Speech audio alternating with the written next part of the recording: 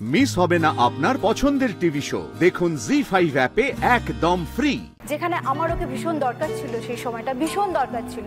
আমি যেহেতু একা ছিলাম, কিন্তু আমি বাধ্য হয়েছিলাম দিদি ওকে আমার থেকে দূরে রাখতে। প্রচন্ড আমার মাথা বোতল দিয়ে ফুটো করে দিয়েছিল ছোটবেলায়। মায়ের যত স্বপ্ন ছিল সবই মেয়েকে ঘিরে, মেয়েকে দেখে নিজের জীবন আসে আবার ফিরে। মালদা থেকে এসছেন মালাদি এবং সূর্যস্নাত, একটাই মেয়ে? হ্যাঁ দিদি। আপনি হেলথ ওয়ার্কার কত বছর হয়ে গেল? 1995 সালে আমি জয়েন করেছি। 30 বছর। তার মানে ও বড় হওয়ার সময় আপনি বরাবরই কাজে ব্যস্ত ছিলেন? হ্যাঁ দিদি, তাহলে বলতে হয় একটু ছোট্ট করে বলি। আমার 16 বছর বয়সে আমি ট্রেনিংয়ে চলে গেছিলাম, সেটা হচ্ছে নার্সিং ট্রেনিং। শেষ করে আসবার পরে আমি একজনকে ভালোবেসে বিয়ে করেছিলাম। অবশ্যই একটা সুখের সংসার ভেবেই বিয়ে করেছিলাম দিদি। তারপরে যেটা হলো সেটা হচ্ছে, ও যখন খুব ছোট ছিল, একদম 3 বছরের ছোট্ট একটা কুচি বাচ্চা, সেই সময় আমার যিনি ছিলেন হাজব্যান্ড ছিলেন, যাকে বলা হয় সমাজের হাজব্যান্ড বলে, তো সে আমার দায়িত্ব নেবে কি, আমি বরং চাকরি করতাম, সে কিন্তু তেমনভাবে কিছু করতো না। এবার তারপরে সে কি করলো, আমার উপরে অনেকগুলো দেনার ভার চাপিয়ে দিয়ে সে কিন্তু চলে গেল দিদি। চলে গেল মানে আপনাদেরকে ছেড়ে? হ্যাঁ, আমাদেরকে ছেড়ে চলে গেল। তারপর আর কোনো খোঁজ খবর? তারপরে কোনো খোঁজ খবর নেই। আমি একা তখন, মোটামুটি ওর বয়সী তখন, সেই সময়টায় ছোট্ট একটা বাচ্চা নিয়ে আমার বাবা মার সাহায্যে এবং আমার চাকরিটার জন্য, এই দুটো সাহায্য নিয়ে আমি ওকে মানুষ করার চেষ্টা করেছি। তো তারপরে কি হয়েছিল দিদি, বুঝতেই পারছেন সমাজে একা মেয়ের একটা লড়াই, সমস্ত খুব সহজে মেনে নেয় না। অনেক কিছু বলেছে, অনেকভাবে আঙুল তুলেছে। তো সেই আঙুল তোলা থেকে ওকে বাঁচানোর জন্য আমি ওকে আমার কাছ থেকে দূরে কল্যাণীতে পাঠিয়ে দিয়েছিলাম। হস্টেলে না, আমার বোনের বাড়িতে থেকেও পড়াশোনা করেছে ক্লাস 5 থেকে। যেখানে আমার ওকে ভীষণ দরকার ছিল, সেই সময়টা ভীষণ দরকার ছিল। আমি যেহেতু একা ছিলাম, কিন্তু আমি বাধ্য হয়েছিলাম দিদি ওকে আমার থেকে দূরে রাখতে। মানে সেই কষ্টটা আমি কোনোদিন ভুলবো না। তারপরে যাই হোক, ও দাঁড়িয়েছে, কিন্তু সেই যে সময়টুকু চলে গেছে না, সেই সময়টুকু এখনও আমাকে কিন্তু মনে করায়। আমার কিন্তু খুব কষ্ট হয় এখন, কারণ আপনাকে তখন কাজ করতে হয়েছে। আমাকে তখন কাজ করতে হয়েছে এবং ওকে বাঁচাতে হয়েছে কিছু টন্ট থেকে, কিছু শব্দ থেকে। তারপর আবার ফিরে আসলো কবে? তারপরে ওখানে স্কুল শেষ করে এবার নার্সিং ট্রেনিং করে ও এখন হচ্ছে গিয়ে জব পেয়েছে, এবার আমার কাছে ফিরে এসেছে। তো এখন আমরা হয়েছে কি বলুন তো দিদি, আমরা না খুব ভালো বন্ধু হয়ে গেছি। মানে মা মেয়ের থেকে আমার মনে হয় যে আমি ওর কাছে খুব ভালো একটা বন্ধু হতে পেরেছি, যতটা না মা হতে পেরেছি। তো একসময় তো মায়ের লড়াইটা দেখেছো সূর্যস্নাতা? একদম। ছিলে না হয়তো মায়ের সাথে, কিন্তু জানতে তো সবকিছুই, বুঝতে তো সবকিছুই। ভীষণ ছোট থেকে আমি মায়ের লড়াই দেখে এসেছি। সমাজের নানান কথা সেই বয়সে আমার বোঝার অবস্থা ছিল না, কিন্তু তাও অনেকে জিজ্ঞেস করেছেন যে তোর বাবা কোথায়। সবাই জানতেন তোর বাবা তোকে দেখতে আসে না, খোঁজ নেয় না। সেই মুহূর্তে আমি কি উত্তর দেব বুঝে পেতাম না। আমাকে জিজ্ঞেস করতো তোর বাবার নাম কি। স্কুলে একটা কোয়েশ্চেন এসেছিল ইউকেজিতে যে what is your father's name.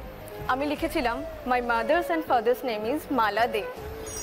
সুতরাং মা এবং বাবা দুজনের দায়িত্বই মা পালন করে এসেছে, এবং দূরে থেকেও কিভাবে আমরা বেস্ট ফ্রেন্ড বলতে পারেন, একদম সব থেকে কাছের বান্ধবী হয়ে উঠেছি এবং সুখে দুঃখে লড়াইটা একসাথেই চালিয়ে যাচ্ছি।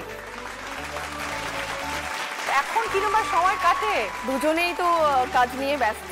বাকি টাইম, যেই টাইমে একসাথে থাকি, আমরা ঘুরতে ভীষণ ভালোবাসি, পাহাড় পাগল একদম। তো দুজনে যখন সময় পাই, ছুটি পাই, একদম ব্যাগপত্র গুছিয়ে বেরিয়ে পড়ি, প্ল্যান থাকুক আর না থাকুক। আচ্ছা। একদম। আর আমরা ভীষণ অ্যানিমাল লাভার, আমাদের কুকুর বেড়াল সব আছে, তো সেই তাদেরকে নিয়েই বাড়িতে সময় কেটে যায়।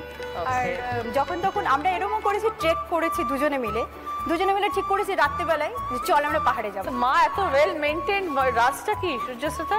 মা ভীষণ হেলথ কনসিয়াস।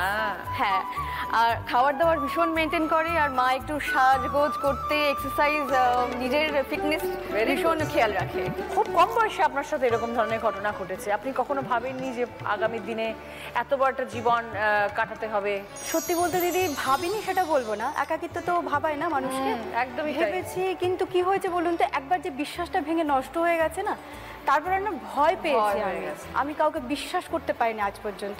হ্যাঁ, আমি অবশ্যই চেয়েছি আমার জীবনে কেউ আসুন, সেই জায়গাটা, মানে একটা বন্ধু, একটা ভালো মানুষ আমার জীবনে আসুন, আমি কিন্তু সেটা চেয়েছি। এবং আমার মেয়ের কাছ থেকে কিন্তু সেই সাপোর্টটা সবসময় পেয়ে এসেছি। আর আমার সব থেকে বড় সাপোর্ট হচ্ছে আমার বাবা মা।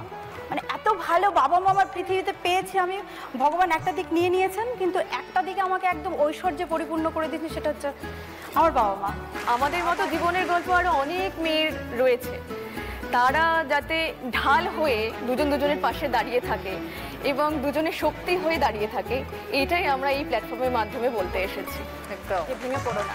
খুব ভালো থাকবেন মালাদি, একে অপরের পাশে সবসময় থাকবেন। একদম দিদি। স্টার্ট।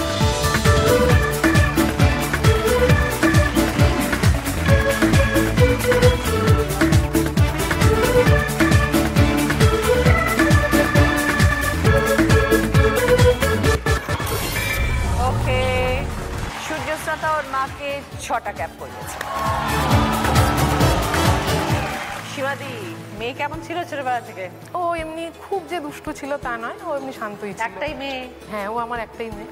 আমি এই মেকআপ আর্টিস্টে আসার মানে ও তখন ছোট, নার্সারিতে পড়তো, মনে মনে ইচ্ছে ছিল একটু কিছু করব, তা ওটা তখন নিজের প্রফেশন হিসাবে বেছে নিয়েছিলাম। আমরা থাকি ব্যারাকপুরে, আমার বাপের বাড়ি শ্যামনগরে। ওখানে আমার এক দাদার ছেলে আছে কৌশিক মণ্ডল বলে, ওর কাছ থেকেই আমার শেখা। এটা আসলে আমার মানে পড়াশোনা কমপ্লিটের পরে নিজের খরচ চালানোর জন্যই মেন আশা ছিল। তো ওইটার থেকে শুরু করে এখন বেশ কিছু মানুষ আমাকে চেনে, আমার কাজকে ভালোবাসে। তো এটা নিয়েই আমার এখন ইচ্ছা রয়েছে স্বপ্ন পূরণ করার। এই প্রফেশনে এসে আমি নিজের একটা ফোন কিনেছি। এছাড়াও মা বাবার কিছু ছোট ছোট স্বপ্ন এখনো অবধি পূরণ করতে পেরেছি, খুব বড় কিছু এখনো পারিনি, তবে ইচ্ছা আছে সেই জায়গাটাতে যাওয়ার, নিজেকে সেরকম স্ট্যাবলিশড করার। তো এই ধরো এই যে মেকআপের ফিল্ডে এসে, সেটা কি মাকে দেখেই? না না না না, মাকে দেখে আসেনি। মা যখন করতো তখন মানে আমার এতটা ইন্টারেস্টই ছিল না খুব একটা, মানে আমি জিনিসপত্র ঘেটেও দেখতাম না, মাই সাজাতো। আমি হয়তো এখান থেকে একটু কোনো বিয়ে বাড়ি অকেশনে কোথাও যাচ্ছি, মাকে বলতাম মা তুমি টাচ আপ দাও, মানে প্রচন্ড তাড়াহুড়ো, তারই মধ্যে মামাকে করে দিচ্ছে। কিন্তু তারপরে হঠাৎ করে আমি এটা কি করে এত ভালোবেসে ফেললাম, আমি এটাকে নিয়ে যে এত মানে এত দূর এগোনোর স্বপ্ন দেখলাম আমি নিজেও জানি না, হঠাৎ করেই চলে আসা আর কি।